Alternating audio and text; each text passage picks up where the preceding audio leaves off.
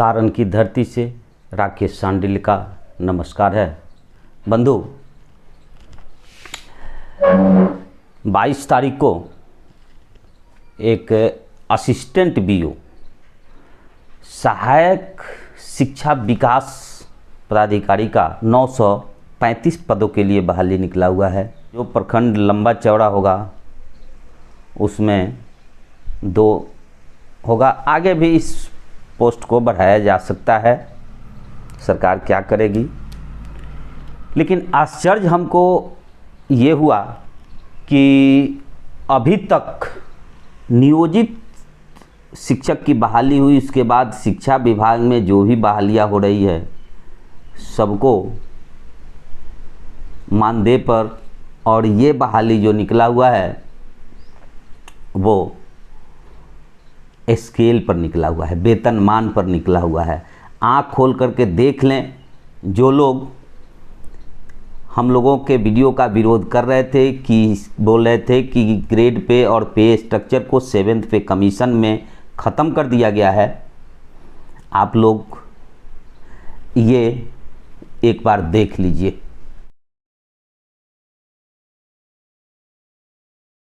और समझिए इसको कि ये बहाली निकला हुआ है 5200 से लेकर के 20,200 के स्केल में और 2800 ग्रेड पे।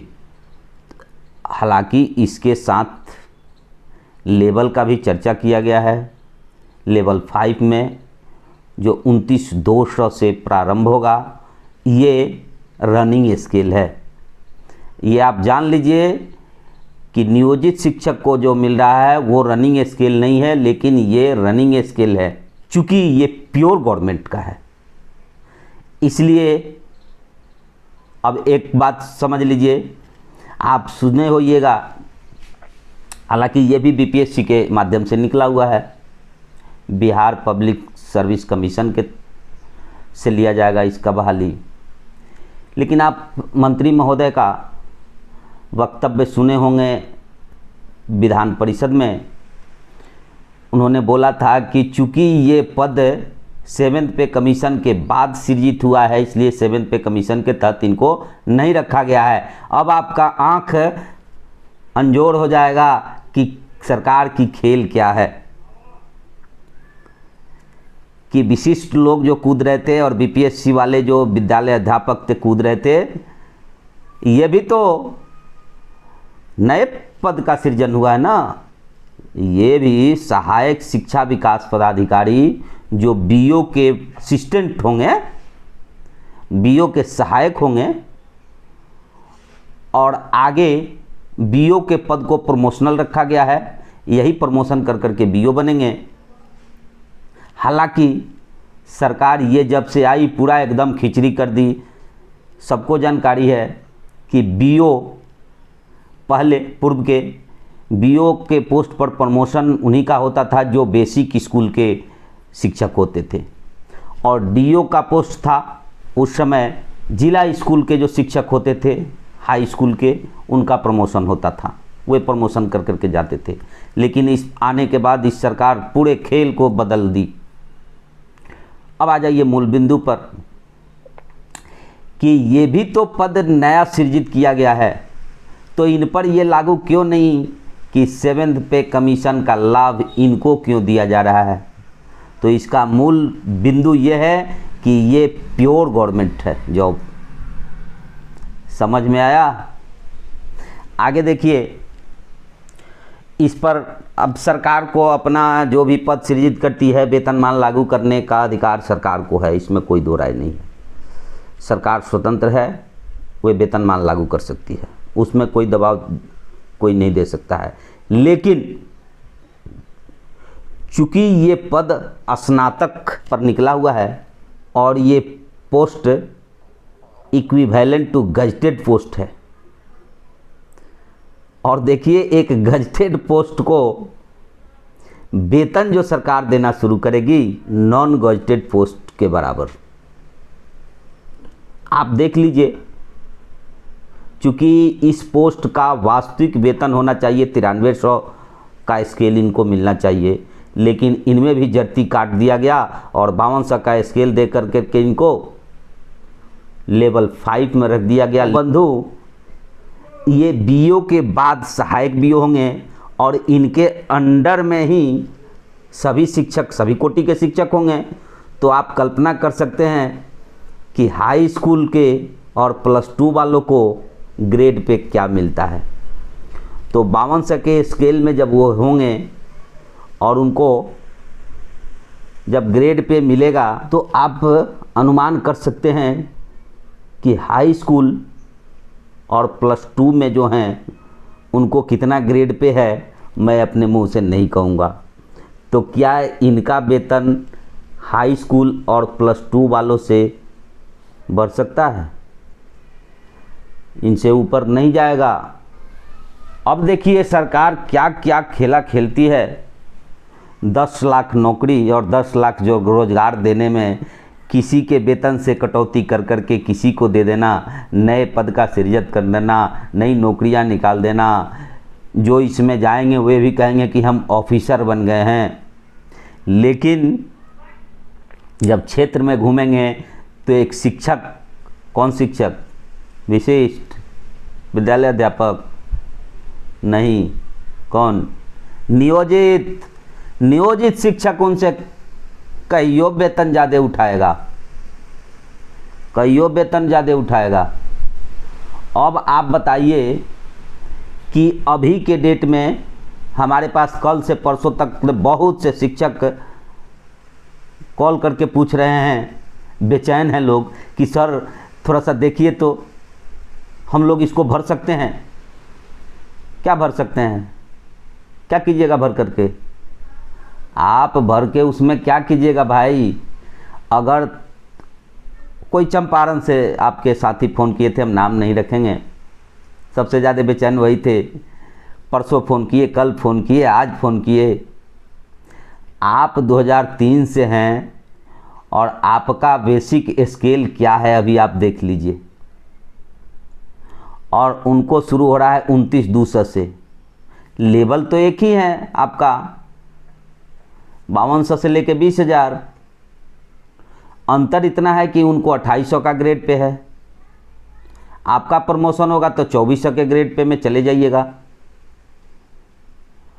अब बताइए, अगर नहीं भी होता है प्रमोशन, इन केस 1% मान लेते हैं, तो 8th पे कमीशन में स्वतः ही आपका प्रमोशन हो जाएगा 2400 के ग्रेड पे में। तो 400 के ग्रेड पे के लिए आप जाइएगा 13 को परीक्षा देने के लिए और 20 वर्ष के फिर सीनियरिटी को लूज कीजिएगा।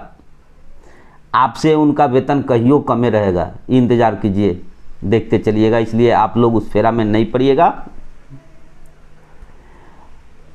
और रही बात इस बहाली में, तो देखते चलिए सरकार क्या क्या खेला कर रही है। जितने भी कर्मी हैं उतना ही बजट में सबको नौकरी लगा देना है। पूरे बिहार के जितने भी जनसंख्या है, हमको लगता है कि ये सरकार आने वाले अगले 5 वर्ष में सबको नौकरी दे देगी। लेकिन वेतन की गारंटी नहीं होगी कि वेतन कितनी होगी। लेकिन ये अनुमान है कि अगले 5 साल में ये सरकार एक भी लोगों को बेरोजगार नहीं छोड़ेगी। पूरा बिहार नौकरीमय हो जाएगा। ये व्यंग हम नहीं कर रहे हैं, आप देखते चलिए।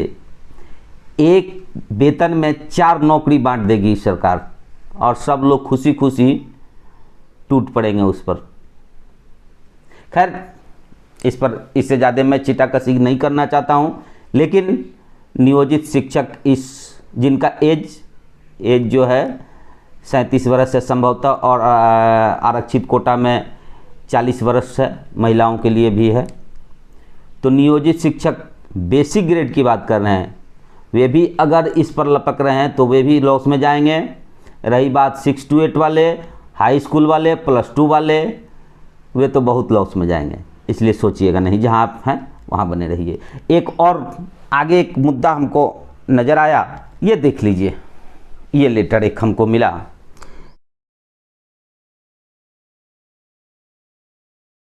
ये है अमरजीत प्रसाद सरकार के उप सचिव हैं। ये स्पष्ट रूप से अपने पत्रांक दिनांक 31/7/25 को ये स्पष्ट कर रहे हैं कि एनपीएस जो लोग पेंशन की लालच में विशिष्ट बन गए हैं, एनपीएस जिनको मिल रहा है और उनकी मृत्यु हो जाती है या वे अपंग हो जाते हैं, होने पर विशेष पेंशन यानी विशेष स्पेशल पेंशन और पारिवारिक पेंशन का प्रावधान एनपीएस में नहीं है। आज एक बहुत बड़ी खुलासा ये मानिए इसको। जो भी मान लीजिए कि आपका पैर कट गया, आप अपंग हो गए, किसी काम के नहीं हैं, उस परिस्थिति में आप पेंशन के हकदार नहीं होंगे, न ही आपके मृत्यु के बाद आपको आपके परिवार को पेंशन कोई मिलेगा एनपीएस में। ये कितनी दुष्परिणामक समाचार है एनपीएस के संबंध में। इससे तो फार बेटर ईपीएफ है, और ओल्ड पेंशन की तो बात ही कुछ अलग थी। अब आगे कुछ हालांकि मैं अपने दायरे से अलग हट करके कुछ बात करना चाहता हूँ। मैं न आपके साथ शिक्षक हूँ और न किसी संघ संगठन से जुड़ा हूँ और न आगे जुड़ने का कोई प्लान है, न मैं नेता हूँ, न आगे नेता बनने की मेरी कुछ ख्वाहिश है। किसी कारणवश आपके अध्याय में लिखा हुआ था कि कुछ दिनों के लिए मैं आपके बीच में आऊँगा, मैं आया। जहाँ तक मेरी जानकारी थी आपको मैंने हेल्प किया। इससे अधिक अगर आप हेल्प की आशा हमसे करते हैं तो मैं असमर्थ हूँ आपको हेल्प करने के लिए। इसलिए अब आप लोग इतना तो आश्वस्त हो गए हैं कि नहीं, नियोजन इकाई को छोड़ना मेरे लिए घातक होगा, लेकिन देख रहे हैं कि आप लोग एक प्रोपगेंडा चला रहे हैं। प्रोपगेंडा ये कि जो नियोजित की बात करेगा मैं उसके साथ रहूँगा, जो नियोजित की बात नहीं सिर्फ नियोजित की बात करेगा। क्यों सिर्फ नियोजित की बात करेगा? क्यों? आप लोग ध्यान नहीं देते हैं कि कौन किस उद्देश्य से किसी बात को उस्काता है और उसके हाँ में हाँ मिलाना शुरू कर देते हैं आप लोग। हालांकि इससे मेरा कोई लेना देना नहीं है, आप जो आपको मर्जी हो सकता है थोड़ी देर के लिए मेरी बात खराब लगे, लेकिन आगे आप पुनः खाई में गिर सकते हैं। एक बात जान लीजिए, जब आदमी कुछ नहीं जानता है तो किसी की बात को समझता है, लेकिन डेढ़छड़िया जब नॉलेज हो जाता है ना तो कूद फान मचाना शुरू कर देता है, सब लोग जानकार हो जाता है और इसी में नाव डूब जाती है। इसलिए बंधु, सब लोग व्यक्ति मति भीना नहीं कीजिए। एक चीज़ हमको बताइए कि आपको आज इतना जो मिला हुआ है, क्या किसी संघ संगठन का उसमें योगदान नहीं है? सभी लोग बेईमान ही हैं? नहीं, बहुत से ऐसे भी ईमानदार हैं जो अपनी खून पसीना आपको यहाँ तक पहुँचाने में लगा दिए और वे मौन हैं, अभी मुख दर्शक बने हुए हैं। अब बताइए कि अगर उनको आप गलत साबित करने का प्रयास कीजिएगा तो क्या वो आपके साथ देंगे हृदय से? कभी नहीं देंगे। इसलिए एक आदमी आवाज़ उठाता है, उसके पीछे से सब लोग हल्ला मचाना जो आप लोग शुरू कर देते हैं, इसका भी दुष्परिणाम आपको भोगना पड़ सकता है आगे चल करके। और एक बात जान लीजिए, भले आप सब लोग होशियार हो गए हैं, चालाक हो गए हैं, आप हालांकि मैंने भी किसी वीडियो में बोला है, किसी खास व्यक्ति पर, किसी आपके संगठन के किसी खास नेता के पद छोड़ के जाने पर मैंने बोला कि कोई दिक्कत नहीं है, आपको किसी नेतृत्व की ज़रूरत नहीं है, ये कहने के लिए मैंने बोल दिया था। लेकिन इतना जान लीजिए कि एक कुशल और एक अनुभवी, ये नहीं सब लोग तो अनुभवी अपने को सिद्ध करता है, एक अनुभवी मार्गदर्शक की आपको ज़रूरत पड़ेगी। मैं नेता शब्द का यूज नहीं कर रहा हूँ। इसलिए किसी के बारे में बहुत से हम ग्रुप में देख रहे हैं, सब लोग आवाज़ उठा देते हैं, किसी को कमेंट कर देते हैं, किसी को कुछ कर देते हैं, किसी को कुछ कर देते हैं। ये गलत चीज़ है, ये गलत चीज़ है। आपका उद्देश्य किसी को टारगेट करना नहीं है, अपनी मंजिल तक पहुंचना है। अब बताइए कि किसी अच्छे व्यक्ति के खिलाफ आप आवाज़ उठा देते हैं और वे आपके लिए अगर त्याग किए होंगे तो उनको कैसा महसूस होता होगा, और आगे वे आपके पक्ष में क्यों खड़ा होंगे, क्या लगा हुआ है उनको। आप लोग छोटी छोटी बातों पर ध्यान नहीं देते हैं। एक पहले बात बताइए कि अभी लगभग 10 महीना हो गया, अभी तक हम लोगों ने, जितने लोग हैं, सिर्फ आपको इतना ही तक हम लोगों ने काम किया है कि आप सक्षमता से दूर रहिए। इसके बाद आपका प्रोग्रेस क्या हुआ है? कुछ हुआ है? कहीं से भी पॉजिटिव वर्क कहीं दिखाई दे रहा है? नहीं, ये आपको पता नहीं चल रहा है। लेकिन अभी भी संघर्ष करने वाले कर्मठ जो हैं, वे सिर्फ व्हाट्सएप वीर नहीं हैं और सिर्फ लाइक शेयर कमेंट और वीडियो का सहारे नहीं हैं। एक से एक धुरंधर है जो काम में लगे हुए हैं।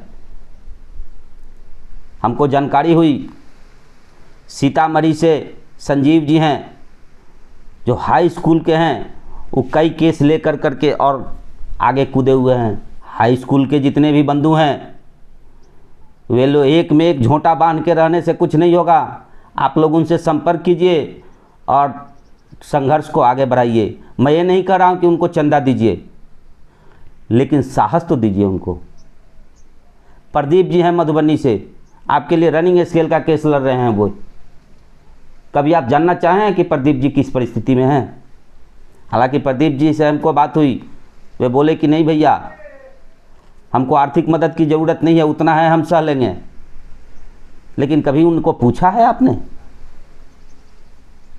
कभी पूछा है? और मैं ये भी नहीं देखता हूं कि प्रदीप जी कभी ग्रुप में इस टाइप का कोई बयानबाजी करते हैं। वो अपनी वास्तविक बातें करते हैं और बहुत सुलझे हुए इंसान हैं, और वे भी संघ संगठन में रहे हुए हैं। कैसे मैं कह दूं कि वो चोर हैं? कैसे उनको हम इग्नोर कर दें? आप अभी देखिए, आज से 4 दिन 5 दिन पहले किसी संगठन के अध्यक्ष अपने पद से इस्तीफा दे करके चले गए और दूसरा पद संगठन बनाए। आप सब लोग जानते हैं किस परिस्थिति में बनाए। वो इस परिस्थिति में बना कि उसमें नियोजित जो थे और सच्चे लोग थे, वे लोग उनका विरोध कर दिए। वे लोग उनका विरोध कर दिए और तब जा कर के अगुता करके उनको अध्यक्ष पद छोड़ना पड़ा। कैसे आप आशा करते हैं कि उस संगठन को छोड़ करके, या जो लोग विरोध किए और सही रास्ता पर हैं वो छोड़ कर करके और आपके साथ हो जाएं? ये गलत बात है, गलत बात है।